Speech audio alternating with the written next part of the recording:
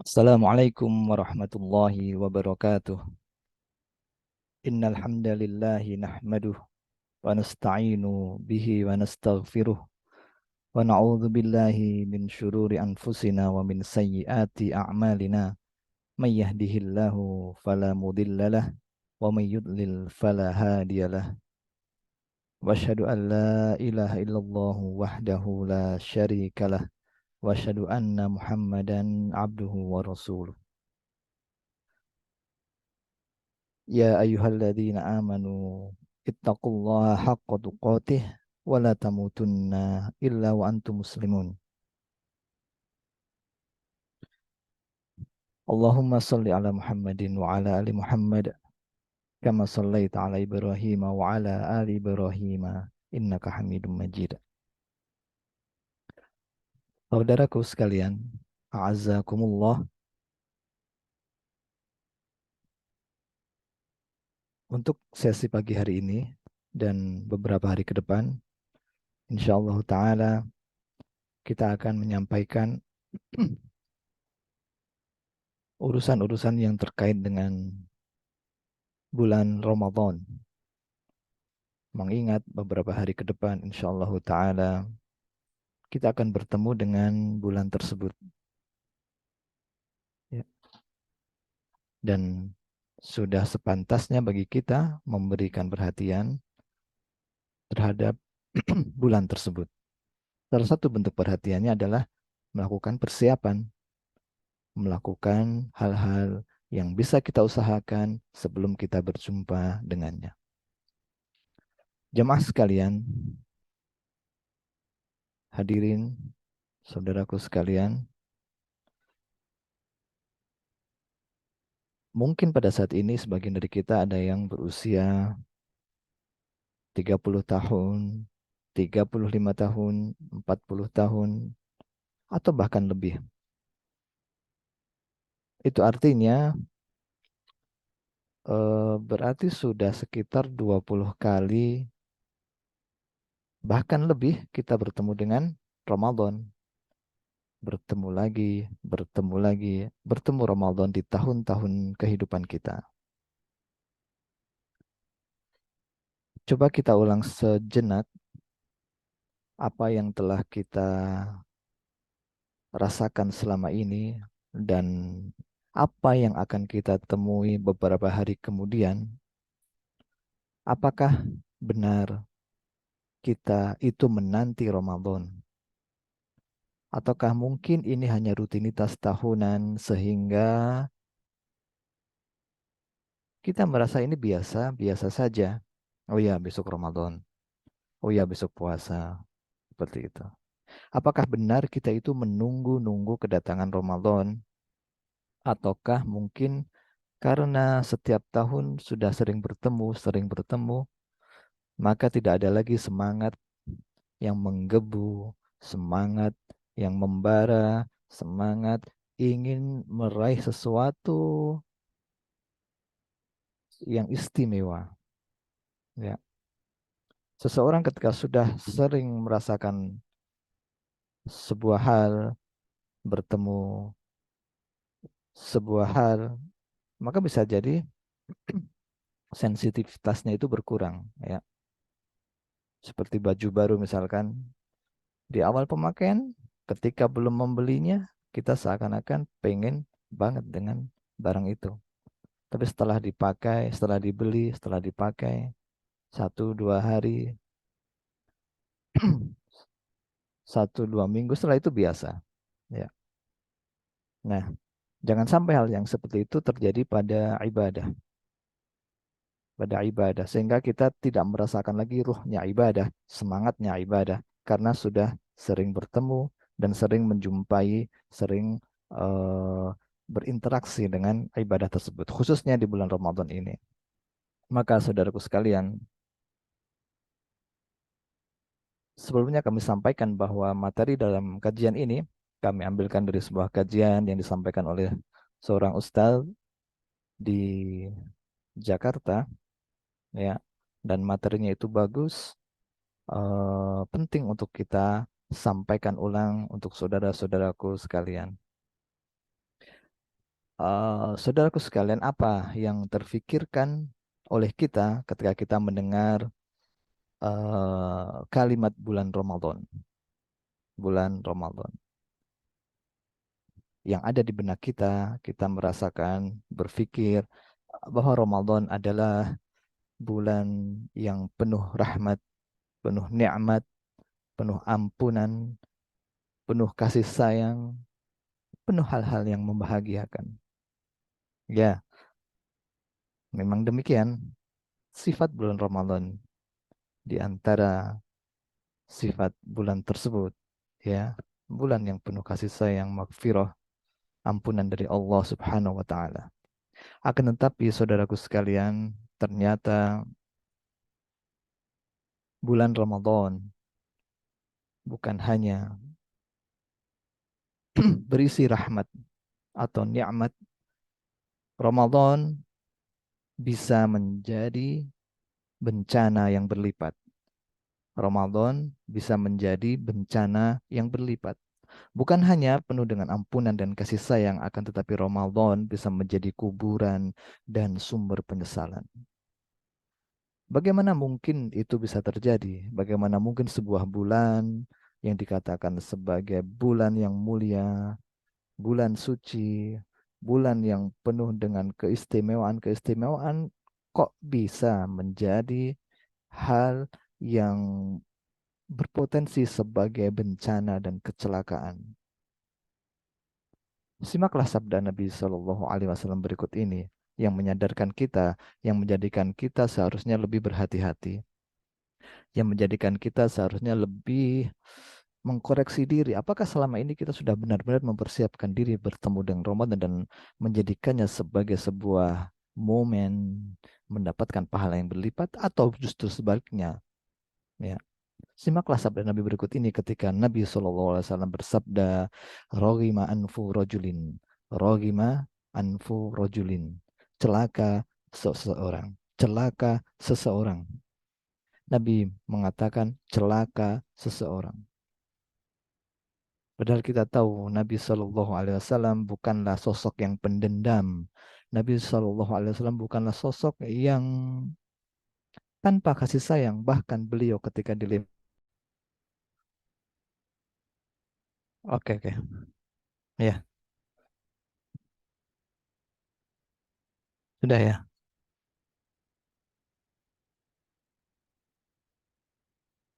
Baik, kita lanjutkan. Hmm.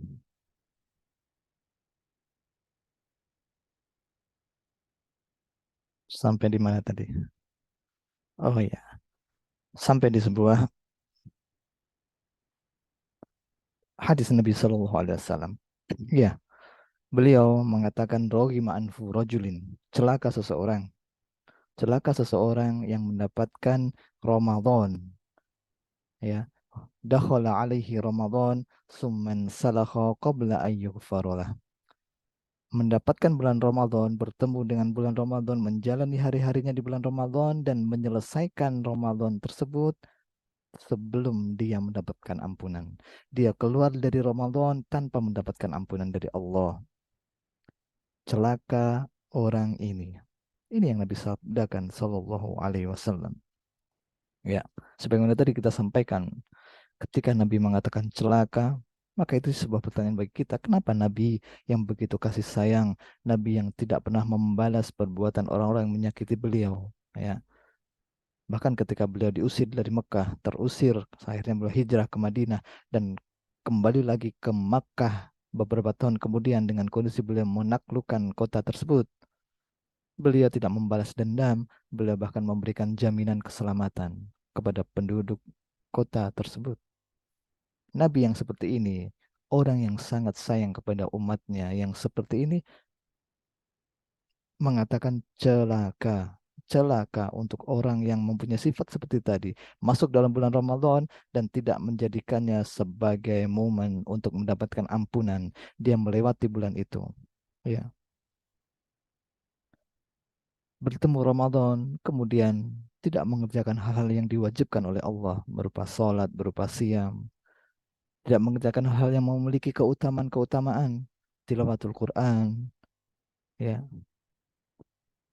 kemudian qiyamul lail, kemudian menjaga lisan, menjaga pandangan, menjaga aktivitas aktivitas kita, tidak dilakukan itu semua, maka dia berhak mendapatkan apa yang Nabi Shallallahu Alaihi Wasallam sabdakan, rogima anfu rojulin, celaka orang yang seperti itu.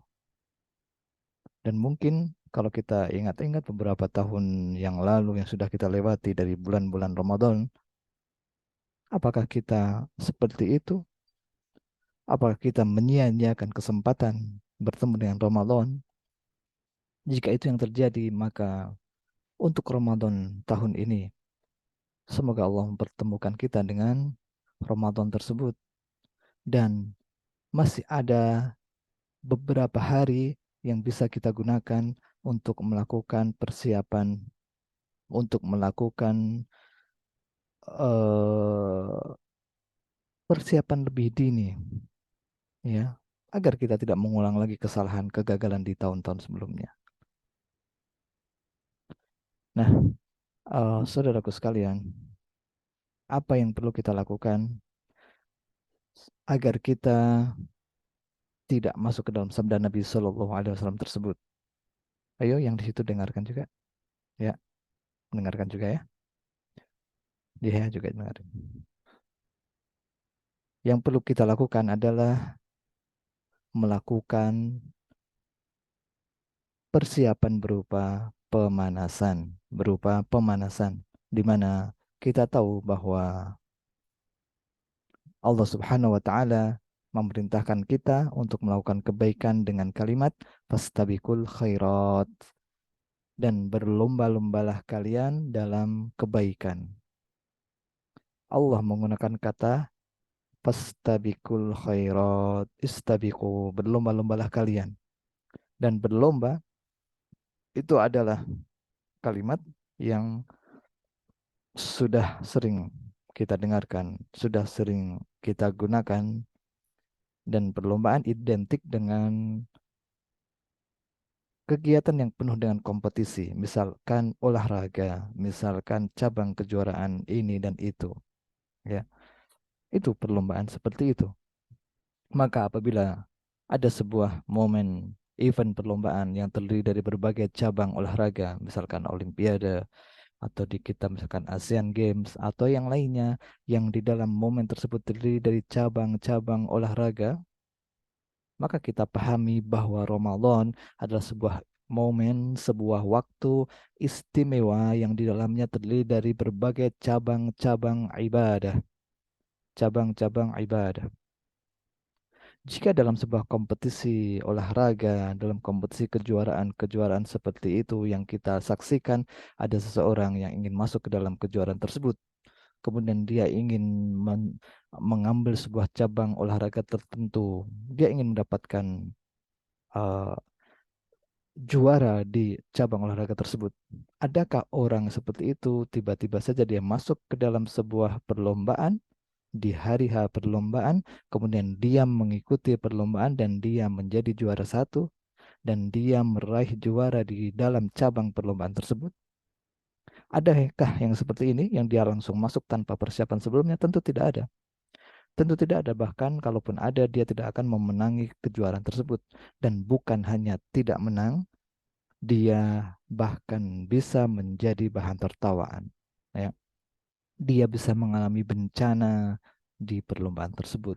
Secara psikis, secara kejiwaan, dia akan malu, dia akan ditertawakan, dia akan diolok-olok oleh orang yang menonton atau oleh lawan-lawannya di sana. Dan secara fisik dia bisa jadi celaka karena dia memasuki sebuah arena yang tidak dia melalui dengan pemanasan. Tidak dia mulai dengan pemanasan. Ya, dia bisa cedera dengan hal seperti itu.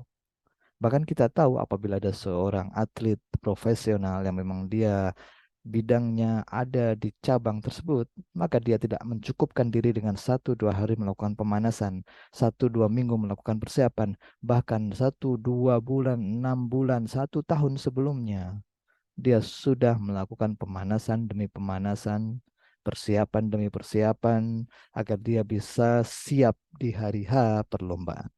Itu seorang atlet profesional, seorang ahli di bidangnya, di bidang olahraga tersebut. Dan kita sadar, saudaraku sekalian, kita bukanlah ahli di bidang ibadah-ibadah yang sering kita lakukan. Ya. Siapa yang ahli qiyamul lail?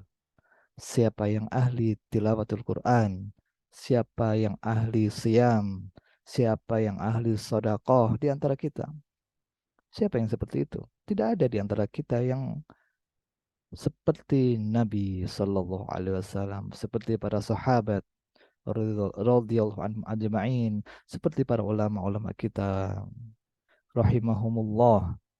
Tidak ada yang demikian. Bahkan faktanya menunjukkan kita sering gagal dalam ibadah-ibadah tersebut. Dan apakah dengan kondisi seperti itu, bahwa kita bukan ahlinya, kita bukan ahli ibadah, dan kita tiba-tiba masuk ke dalam Ramadan tanpa persiapan dan pemanasan, dan kita dengan kondisi itu mengharapkan predikat takwa, mengharapkan predikat bahwa kita menjadikan Ramadan itu sumber atau ladang pahala, maka tidak akan bisa tercapai yang seperti ini. Masuk ke dalam Ramadan tanpa persiapan, seperti orang yang tadi, atlet masuk ke dalam cabang olahraga tanpa pemanasan. Bukan hanya akan kalah, tapi akan cedera, akan mendapatkan bencana dan kecelakaan. Oleh karena itu, di hari-hari ini masih ada waktu yang bisa kita persiapkan untuk menjumpai Ramadan, untuk menjadikan kita siap masuk ke dalam event Ramadan tersebut. Dengan apa misalkan? Dengan mulai membuat target dan persiapan serinci mungkin yang bisa kita lakukan. Contohnya misalkan kita ambil dari hal-hal yang wajib terlebih dahulu. Sholat 5 waktu. Bagi laki-laki, persiapkan diri ketika sudah masuk waktunya. Dengarkan azan, kemudian penuhi panggilannya. Berusaha sholat di awal waktu, dan tentu laki-laki lebih utama. Bahkan sebagian mewajibkan berada di masjid berjamaah. Bagi perempuan, dengarkan azan, segera sholat begitu waktunya sudah masuk dan tidak ditunda-tunda lagi. Ini perlu kita perhatikan. Karena sebagian dari kita di Ramadan itu semangat mengerjakan sholat tarawih. Semangat mengerjakan sholat itu bahkan berbondong-bondong. Akan tetapi di waktu-waktu sholat yang lainnya, diulur-ulur, ditinggalkan, tidak dikerjakan di awal waktu, ya. Maka ini yang perlu kita perhatikan. Coba kita perbaiki kualitas sholat kita. Dan kemudian hal lain yang bisa kita mulai untuk lakukan pada saat ini adalah membiasakan tilawatul Quran. Ya, terkadang kita ketika ditanya kapan terakhir membaca Al-Quran, saya tuliskan di sini pemanasan. Ya. Ketika kita membaca Al-Quran, ya ditanya kapan terakhir kamu baca Al-Quran. Terkadang mushaf Al-Quran yang ada di rumah kita, mushaf Al-Quran yang ada di rumah kita tersimpan rapi di rak buku, tersimpan rapi di lemari, ya, tersimpan rapi di tempat yang terkadang tidak kita jamah. Berarti tidak kita baca, ya. Kapan terakhir kita baca Al-Quran? Padahal bulan Ramadan, bulan diturunkannya Al-Quran, dan kita diminta memperbanyak membaca Al-Quran di bulan tersebut. Para ulama mencontohkan, orang-orang soleh mencontohkan khatam berkali-kali di bulan tersebut. Apakah bisa kita selesai khatam, atau kalau kita bagi menjadi 30 hari, apakah kita bisa selesai di setiap harinya itu 1 juz? Sementara sekarang ini kita tidak biasa membaca lembaran-lembaran Al-Quran tersebut.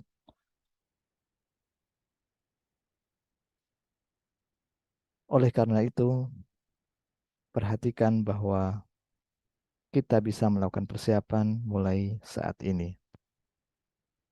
Kita mulai bisa membaca selembar demi selembar di hari-hari kita. Kalau saudaraku sekalian memperhatikan mushaf yang standar, satu juznya itu terdiri dari 10 lembar, 10 lembar. Maka kita bisa bagi 10 lembar itu menjadi bagian-bagian yang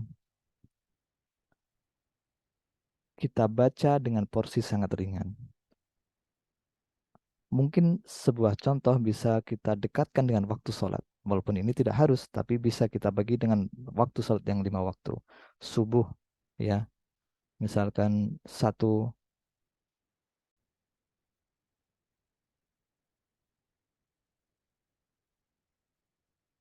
ya, kita kembali sampai tadi di bagian mempersiapkan diri ketika kita ingin membiasakan tilawatul Quran. Ya, kita bagi yang 10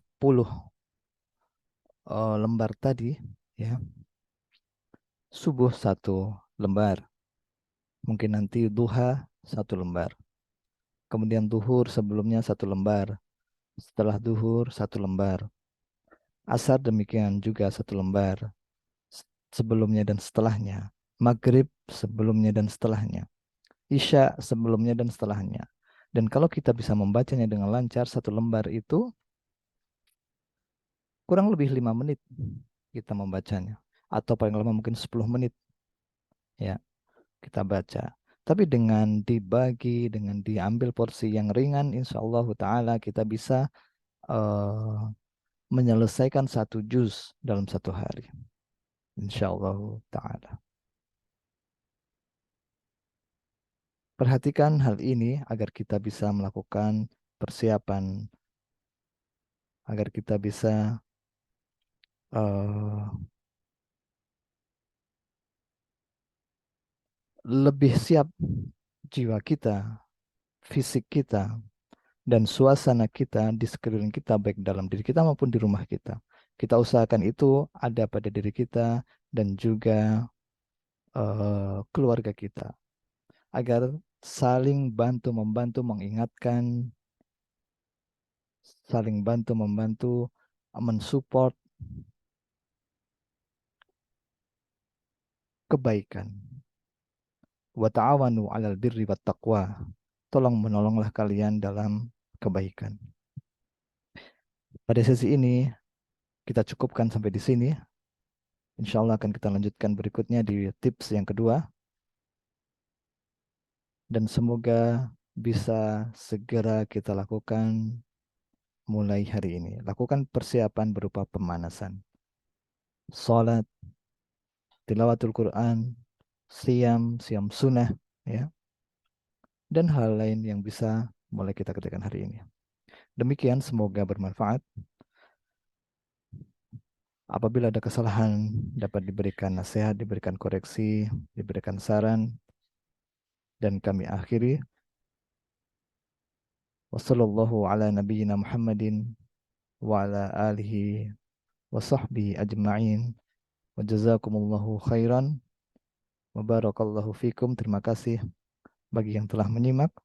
Dan semoga Allah menerima amal ibadah kita. Wassallallahu ala nabiyyina Muhammad. Wa akhiru da'wana anilhamdulillahi rabbil alamin.